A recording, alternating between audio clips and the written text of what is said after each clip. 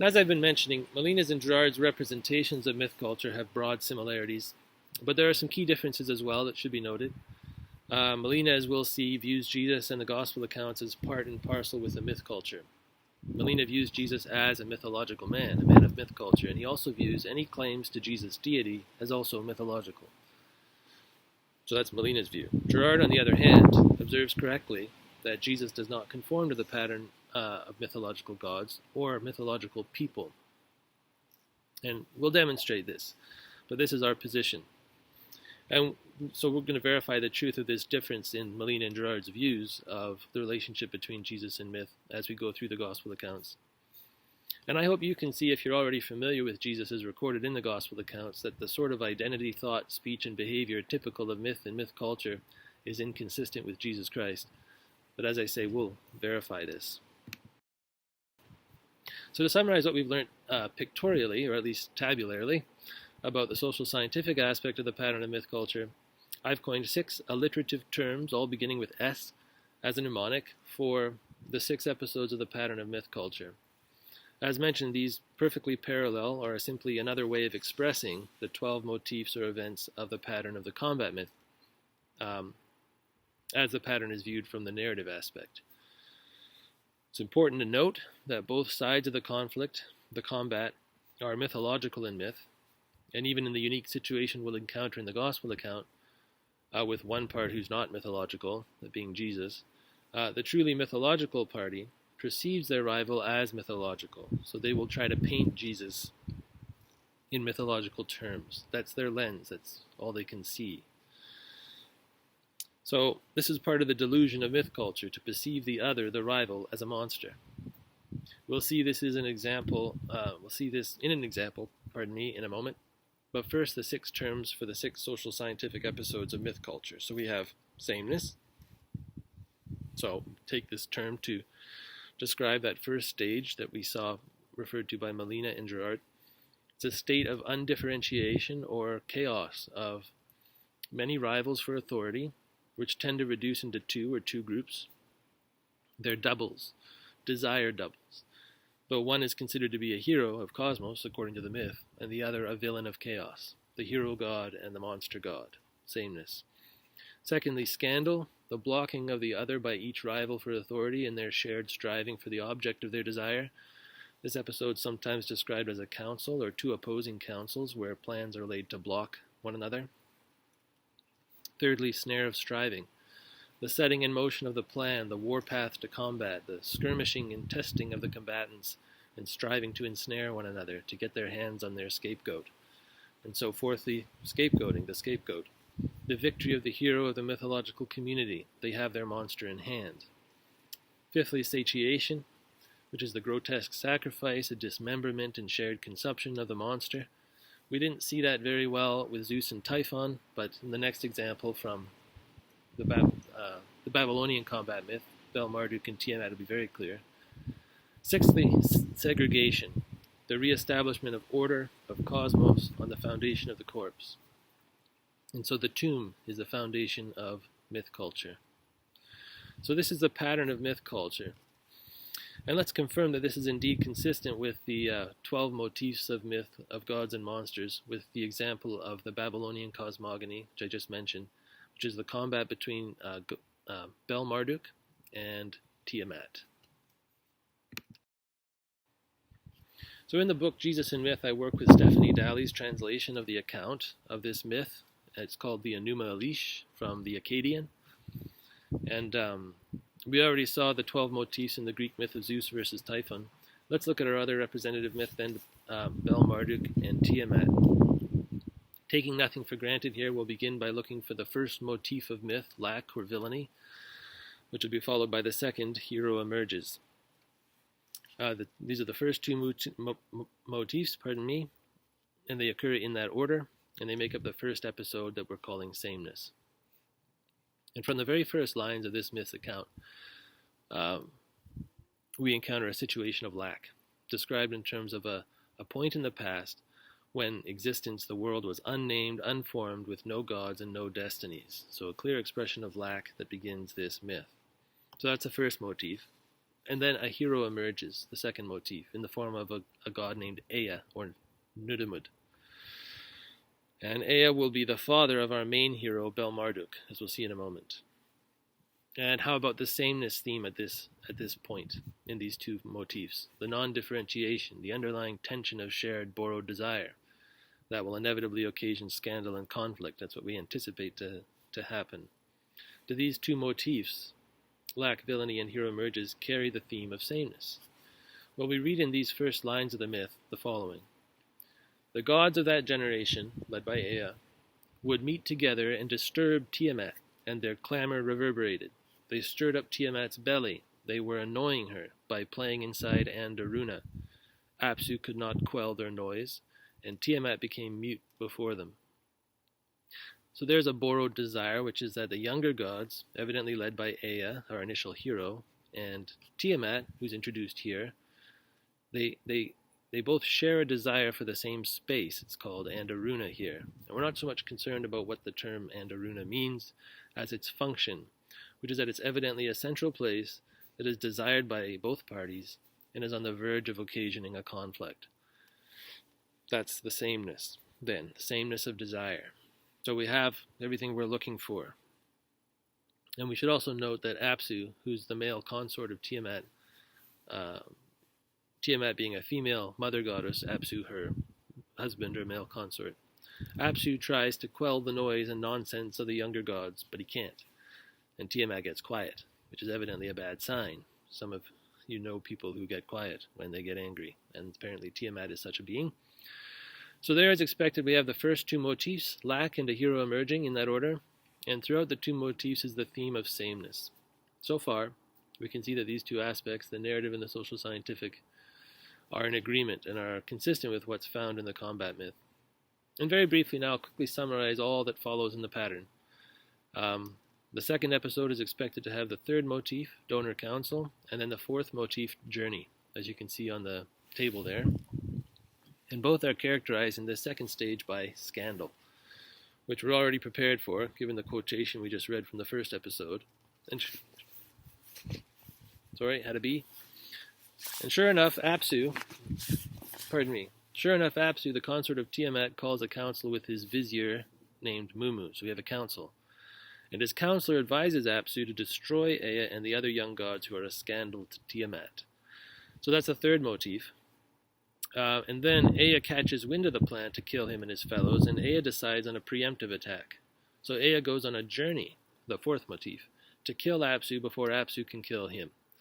And clearly both of these motifs are characterized by the theme of scandal. Both parties are scandalized by the other, and both seek to make the other their scapegoat. As it turns out, Ea succeeds. As we read, Ea put Apsu to sleep. He unfastened Apsu's belt, took off his crown, took away his mantle of radiance, and put it on himself. He held Apsu down and slew him. Another thing we must note here is that after Ea slays Apsu, Ea's son Bel-Marduk is born out of the corpse of Apsu. And from here on, Bel-Marduk will be the main hero god. So that brings us to our search for the third episode, Snare of Striving, consisting of the fifth and sixth motifs. And bear in mind that each episode and its motifs follow one another seamlessly in an unbroken succession. The fifth motif is battle. And as you can imagine, when Tiamat hears that her consort Apsu has been slain, she's very wroth, enraged by Apsu's murder, and so she and her supporters prepare for war to destroy Ea, Bel-Marduk, and their supporters. So Tiamat selects herself a general, a god named Kingu, and makes him her consort. On the other side, Ea and the other gods give all authority to Bel-Marduk, Marduk the hero, they call him, to lead them against Tiamat. And Marduk's terms for agreeing to be the hero are that when he wins, he must receive all authority over the gods of the cosmos, over everything, and they agree to that. And then the sixth motif, defeat, occurs as expected when Bel-Marduk leads his forces into an initial defeat by Tiamat's forces, as Marduk becomes disoriented in the initial engagement of the battle, and his forces begin to crumble. And throughout these fifth and sixth motifs of battle and defeat, clearly the theme of striving and the snare of striving that both sides are now caught in the escalation of conflict. They're striving to ensnare one another to make the other their scapegoat. Then we move into the fourth episode of scapegoating with its two motifs of enemy ascendant and hero recovers. Tiamat is the enemy, of course, and she's immediately ascendant as Marduk quails in his confusion and disorientation in the fray, and as his forces see his panic and begin to crumble. And so Tiamat capitalizes, and it appears as though she's indomitable, unbeatable, and Kingu's forces seem certain of victory. But all of a sudden, the eighth motif occurs, and the hero Marduk recovers himself, and Marduk's newfound courage he actually derives his courage here to have a second wind by assigning all of the blame, all the responsibility for this terrible conflict onto Tiamat's shoulders. It's all her fault, along with her false co-regent Kingu.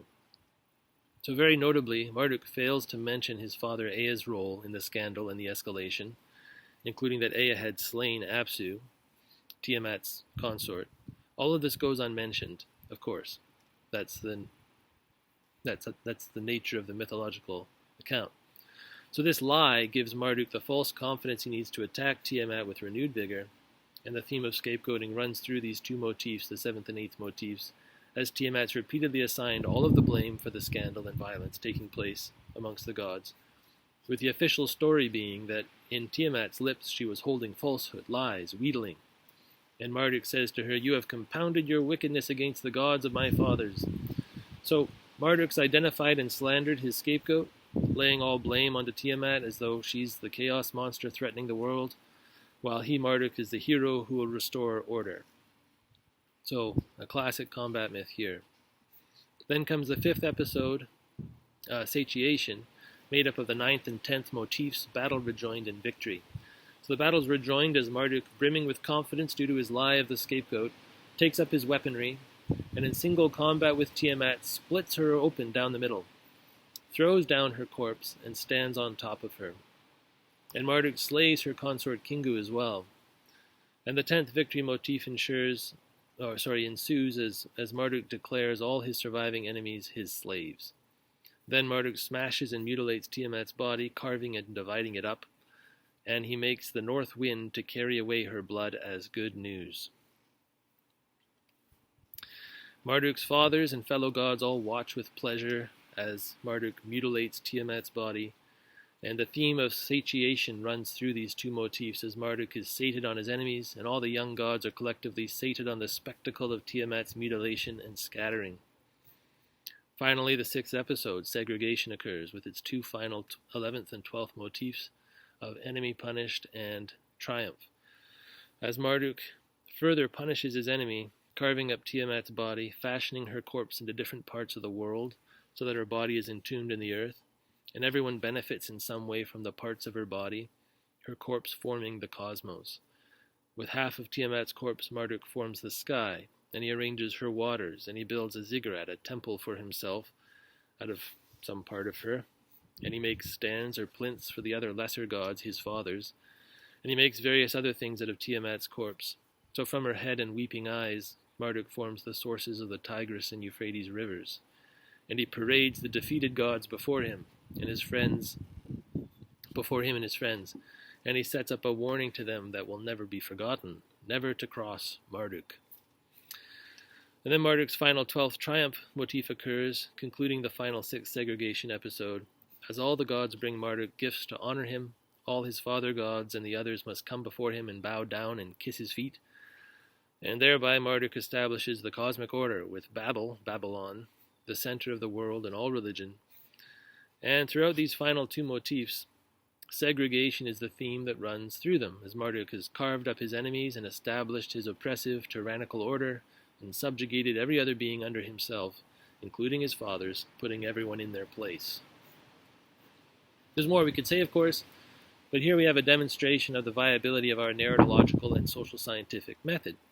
All of this has been to be sure of the category of myth to which so many claim that Jesus and the gospel accounts belong. This is the pattern of myth and myth culture, and we'll soon turn to testing Jesus' pattern against it. As I proposed, the Bible differs critically from myth. Last time we talked about the reflection story, or the chiastic bipattern of the biblical chiasm genre, which is that feature of the Bible in which a biblical account is the inverse in sequence and subverse in significance when compared and contrasted with myth. Well, this is because the Bible is God's book, truly. And God reveals his transcendent way, his pattern, and his pattern is not our pattern. The scriptures say God's ways are not our ways. René Gerard refers to the pattern of myth we've been exploring as the Heraclitan logos, or the logic of violence. And Gerard notes that the Bible contains a second logic, which he calls the Johannine logos, or the logic of love. So Gerard argues for two fundamentally different organizing principles, two patterns of existence. And the Bible describes both. And Gerard uses his term mimesis, the imitation of desire, to describe the mentality and the posture of the two logics. The mythological mimesis he calls internal mediation, and the divine mimesis he calls external mediation. So there's a good desire, imitation of God's desire, and there's an evil desire, imitation of one another's desires, as myth does. And this is also called the two ways theme of the Bible, which runs from beginning to end in Scripture. God's way and man's way. God's will and man's will. God's pattern, man's pattern. Even prior to testing of this proposal to the answer of Jesus' relationship to myth, let's be clear now about the proposed relationship of God's pattern, perfectly presented in Jesus Christ, to myth's pattern, which in the gospel accounts will be represented by everyone else, of course. If Jesus is indeed myth, he will follow both the 12-motif pattern of the combat myth as well as the 6-episode pattern of myth culture, which, as we've seen, are simply two ways of looking at the same pattern, one narratological and one social scientific. However, if Jesus is not mythological, he'll be inversive of the sequence and subversive of the significance of the pattern of myth culture, and thus demonstrate that he's not myth. And I offer 6 alliterative terms, beginning with the letter D this time, for Jesus' 6 episodes of his unique divine pattern. So I've got another table for you, laying out Jesus' unique divine pattern, God's pattern, as also found on page 44 of Jesus and Myth. These are the 6 social scientific episodes of Jesus' pattern. So I'm calling them distinction, diffusion, deference, deliverance, dispersive display, and deification. And we'll learn what these mean as we continue on in our study together.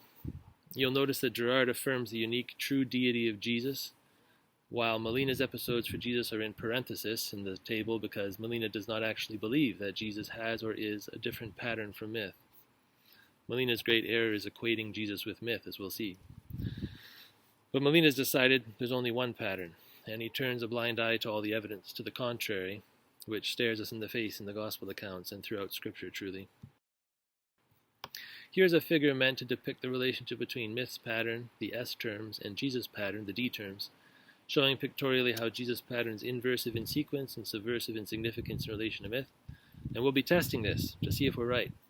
But hopefully the image helps us visualize what we're... So to conclude here, everyone, congratulations. We've got a working method for answering the question, is Jesus myth? And hopefully we can all see that our study is scientific, establishing our baseline for determining what is myth and what is myth culture. And now we can simply engage in observation and testing, looking at the gospel accounts about Jesus Christ and see whether Jesus conforms to myth's pattern or not.